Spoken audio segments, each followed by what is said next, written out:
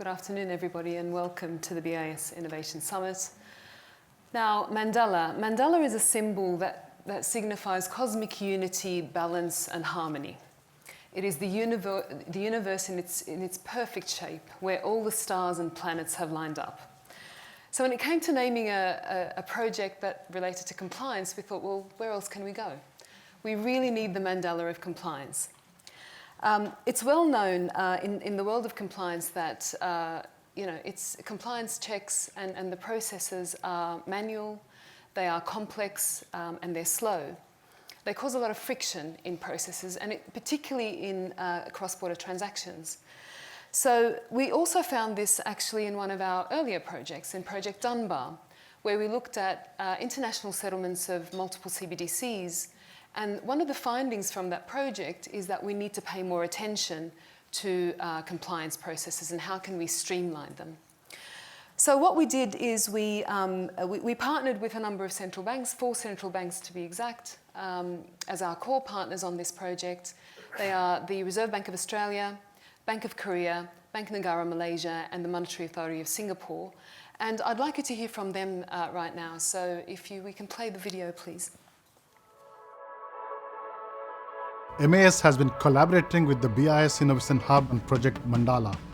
Building upon the purpose-bound concept, we explored a compliance-by-design approach. The initiative explores the potential of encoding policy and regulatory requirements into a common protocol. Reserve Bank of Australia is delighted to collaborate with the BIS Innovation Hub. Bank Negara Malaysia is committed to this collaborative exploration to address key challenges in the space of cross-border payments. Project Mandala could streamline compliance and holds the potential to enhance cross-border economic activity. Compliance checks are automated through the use of smart contracts. This aims to enhance the transparency and efficiency of cross-border payments while remaining regulatory compliant. This is an exciting project which will uplift the efficiency and security of cross-border payments. We believe automation of regulatory compliance procedures could pave the way for international transactions becoming faster and less complex. So there's our problem statement, and you heard the term compliance by design. And what that means is simply embedding compliance into an infrastructure such that when processes are run, the compliance checks are done automatically. So when we conduct transactions, the compliance checks are done automatically. And the proposal here is we propose to encode country-specific compliance in a protocol layer using smart contracts to be able to establish a system on a distributed ledger that can work with existing asset settlement systems as well as new and nascent technology. So it could work with, let's say, CBDCs as well as RTGS systems and instant payment systems that we have today. Now, it was important for us to talk about, to really look at country-specific compliance. We weren't looking to really change compliance or compliance requirements. That will require a lot more policy changes and potentially legislative changes in some jurisdictions. This was really about looking at how do we take new technologies to improve what we have today. So we wanted to really retain the requirements, the compliance requirements in each jurisdictions, and see how we can improve the process and automate that process. And the idea is that it will automate these compliance processes and streamline them, as well as really create transparency and some consistency in the process. So, same profile transactions will come back with the same compliance requirements, and there's no guesswork required. So commercial banks can benefit a great deal from a system like this, and central banks can also benefit in that they can use this system to be able to conduct real-time compliance monitoring if they so wish using the system. So this is how it works. Basically, a bank initiates a transaction from Bank A to Bank B. Usually they will exchange basic information such as the amount, the purpose of the transaction and the beneficiary details, and they will exchange that information peer-to-peer. Now, the Mandala protocol will then take that information and it will determine what are the compliance checks that are required for that particular transaction. And they could be multiple compliance checks. You could have AML-CFT compliance checks. There might be sanction screening, capital flow measures, for example. So there might be multiple, but it will calculate the same requirements for the same profile transaction. Next, it verifies compliance with these requirements. And this is done through a secure privacy-preserving method. So that was really important as one of the requirements for Mandala.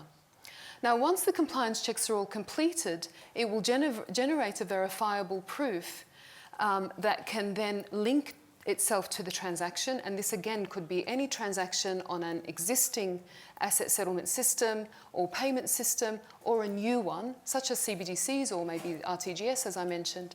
It will link itself to that transaction and it travels with the transaction from its origin to its destination along the entire payment chain.